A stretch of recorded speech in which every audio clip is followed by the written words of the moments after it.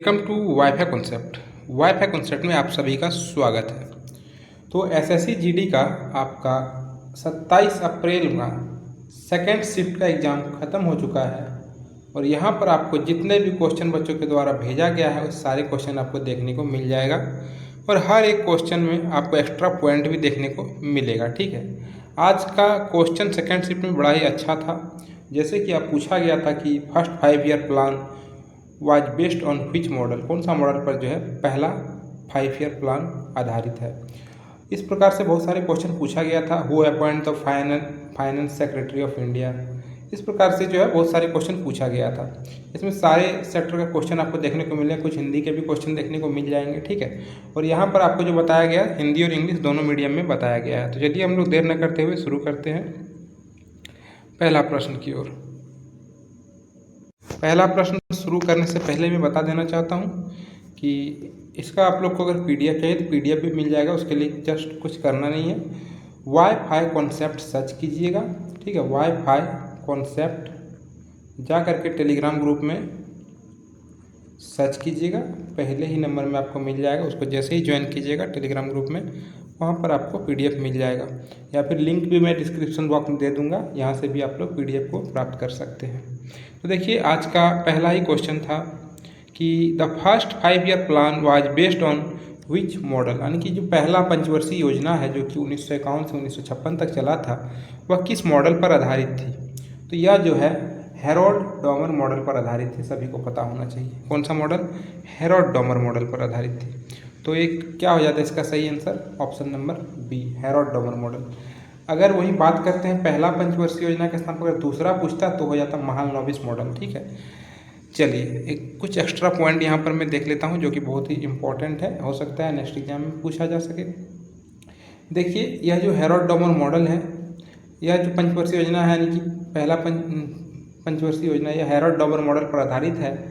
और यह जो है आपका एग्रीकल्चर यानी कि कृषि के क्षेत्र में प्राथमिकता दी गई थी प्रथम पंचवर्षीय योजना को। ठीक है, कृषि के एग्रीकल्चर के क्षेत्र में प्रोट्राइट किया गया था और इसका टारगेट जो था, ग्रोथ रेट का जो टारगेट रखा गया था वो 2.1 रखा गया था, लेकिन प्राप्त कितना हुआ था? 3.6, यानी कि जो लक्ष्य था उससे ज़्यादा ही प्राप्त किया गया था, है ना। और एक प्रोजेक्ट जो था भाखड़ा नांगल प्रोजेक्ट प्रथम पंचवर्षीय योजना के द्वारा ही के समय में ही शुरू किया गया था, यह भी पॉइंट याद रखिएगा। चलिए, बड़ा अच्छा और एक क्वेश्चन आया था कि in which year was the PCPNDT act implemented in India to completely ban prenatal sex determination. देखिए, इसका मतलब ये हुआ कि भारत में जन्म से पूर्व लिंग निर्धारण पर पूर्णतः रोक लगाने हेतु PCPNDT अधिनियम किस वर्ष लागू किया गया था। तो जो है सेक्स डिटर्मिनेशन पर जो है पूर्णतः रोक लगाने के लिए, यानी कि जन्म से पूर्व लिंग निर्धारण पर रोक लगाने के लिए जो है एक एक्ट पारित किया गया था। यह एक्ट जो है किस वर्ष पारित किया गया था? तो 1994 में पारित किया गया था। इसका आंसर बी जो है सही हो जाता। चलिए, एक बड़ा ही क्वेश्चन आया था, होला मोहल्ला, बहुत ही फेमस है ये, आप लोग को भी पता होगा। होला मोहल्ला जो कि कहाँ मनाया जाता है, किस राज्य में? आप लोग कमेंट करके जरूर बताइएगा। Which holy book is mainly recited during Hola Mohalla bye Sikh, यानी कि होला मोहल्ला के दौरान सिखों द्वारा मुख्य रूप से किस ग्रंथ का पाठ किया जाता था। तो ऑप्शन में है आपका आदि ग्रंथ, दसम ग्रंथ, गुरु ग्रंथ साहिब जी, वाल्मीकि रामायण। तो देखिए, इसका जो सही आंसर होता है वो होता है गुरु ग्रंथ साहिब जी। ऑप्शन नंबर सी इसका एकदम सही आंसर हो जाता है। ठीक है, देखिए कुछ एक्स्ट्रा पॉइंट को जान लेते हैं। देखिए, यह जो है आपका, इसकी शुरुआत जो है आपका 1701 में हुआ था। ठीक है, 1701 में गुरु गोविंद सिंह जी ने किया था। ठीक है, it is a symbol of bravery where Nihang Sikh display martial art. देखिए, यह जो वीरता का एक प्रतीक है जहां निहंग सिख जो है युद्ध कला का प्रदर्शन करते हैं होला मोहल्ला के दौरान। ठीक है, चलिए अगला क्वेश्चन एक था कि who appoints the finance secretary of India. बहुत ही अच्छा क्वेश्चन, बहुत ही इजी क्वेश्चन। ये क्वेश्चन अगर आप लोग गलत करके आए होंगे तो आपका एग्जाम निकलने वाला है नहीं। तो यह जो क्वेश्चन का आंसर होता है कि भारत में वित्त सचिव की नियुक्ति किसके द्वारा किया जाता है? भारत के राष्ट्रपति, कैबिनेट की नियुक्ति समिति, भारत के वित्त मंत्री या फिर संघ लोक सेवा आयोग। तो सभी को पता होना चाहिए कि वित्त सचिव की की जो नियुक्ति करता है वह कौन करता है? कैबिनेट की नियुक्ति समिति करता है। ठीक है, ऑप्शन नंबर बी इसका सही आंसर हो जाएगा। अगला क्वेश्चन की ओर बढ़ते हैं। Which Mughal empires described the Banjaras as the man managers या transporter of grain to the town. तो देखिए, किस मुगल सम्राट ने बंजारू यानी कि जो खाना बदोश व्यापारी होते हैं उसको बोलते हैं, को शहरों के अनाज के मुख्य प्रबंधन या परिवहनकर्ता के रूप में वर्णित किया था? किस मुगल सम्राट ने बंजारों को शहर में अनाज के मुख्य प्रबंधक यानी कि मैनेजमेंट जो सिस्टम है, मैनेजर्स या फिर ट्रांसपोर्ट यानी कि परिवहनकर्ता के रूप में वर्णित किया था? बाबर को, अकबर को, जहांगीर को या औरंगजेब को? तो सभी को पता होना चाहिए कि जहांगीर को, है ना, जहांगीर इसका सही आंसर हो जाएगा। अगला क्वेश्चन एक था कि after starting the military revolt in Meerut on 10 May 1857 the rebel soldiers reached Delhi and wanted to declare home as the emperor of India. तो देखिए, 10 मई 1857 को मेरठ में क्या हुआ था? मेरठ में सैनिक विद्रोह शुरू हुआ था और उसके बाद ही विद्रोही सैनिक क्या किया था? दिल्ली पहुंचे और किसे भारत का सम्राट घोषित कर दिया था दिल्ली पहुंच करके?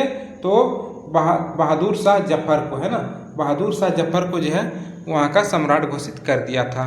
तो ऑप्शन नंबर बी इसका सही आंसर हो जाता। अगला एक क्वेश्चन था कि the famous Gaur dance, Gaur Maria dance जिसको बोलते हैं हम लोग, Gaur dance is primary perform on which occasion?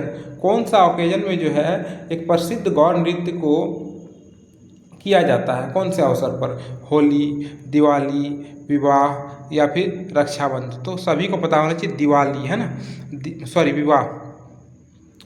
देखिए, विवाह के अवसर पर जो है मनाया जाता है आपका गौर नृत्य, है ना। और यह कहाँ परफॉर्म किया जाता है गौर नृत्य?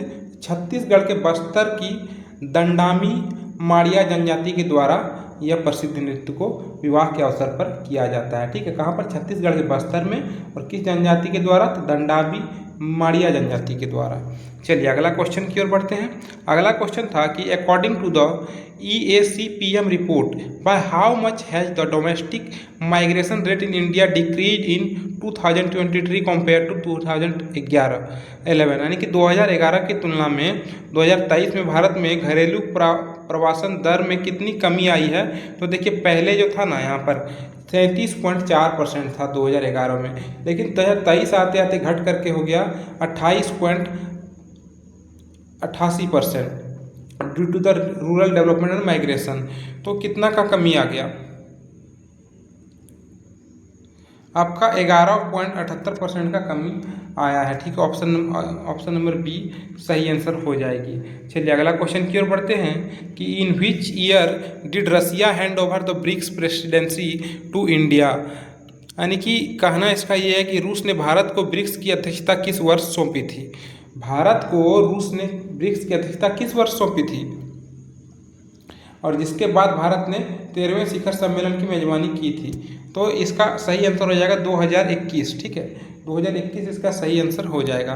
देखिए अगला एक क्वेश्चन था कि which register is used by security guard at the main gate of offices, societies और factories to record information about people entering the premises. तो देखिए, जब कोई जो है कार्यालय या फिर सोसाइटी या फिर कारखाना में व्यक्ति का आवागमन होता है तो वहाँ पर एक गार्ड रहता है, सुरक्षा गार्ड, उसके द्वारा एक रजिस्टर को मेंटेन किया जाता है। तो उस रजिस्टर का जो उपयोग किया जाता है उसका नाम क्या है? उसको क्या बोलते हैं? उसको बोलते हैं विजिटर रजिस्टर। क्या बोलते हैं? Visitor register. इसका सही आंसर हो जाता है। चलिए अगला क्वेश्चन की ओर बढ़ते हैं। और अगला क्वेश्चन था who is the author of the famous science fiction novel Frankenstein? ठीक है, यानी कि फ्रैंकस्टीन के लेखक कौन है? जो कि फ्रैंकस्टीन क्या है? एक प्रसिद्ध विज्ञान कथा उपन्यास है। इसके लेखक कौन थे? तो इसके लेखक हो जाएंगे आपका, इसका जो लेखक था वह था आपका मैरी शैली। कौन था? मैरी शैली। ऑप्शन नंबर बी इसका सही आंसर हो जाएगा।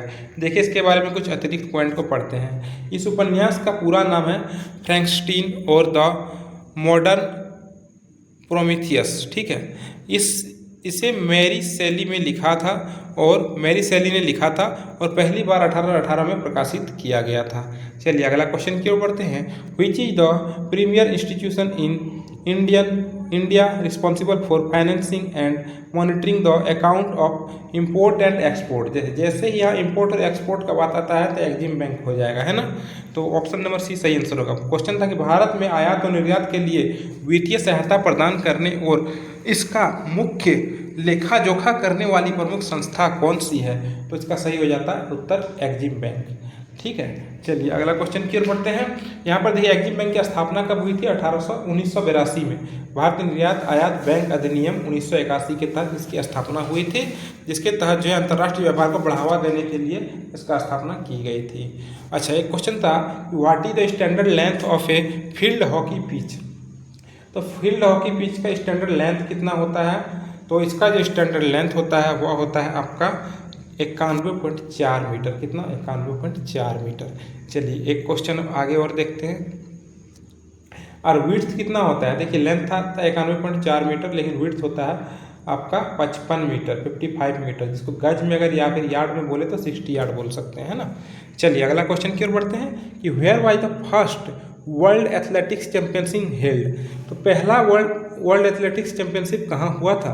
तो विश्व एथलेटिक्स चैंपियनशिप जो सबसे पहले हुआ था, सभी को पता होगा इसका आंसर, कि यह हुआ था कहाँ? हेलसिंकी में। ठीक है ना, ऑप्शन नंबर आपका बी सही आंसर हो जाएगा। एक क्वेश्चन था आपका हिंदी से कि select the correct spelling from the flowing. तो सही स्पेलिंग चुनना था।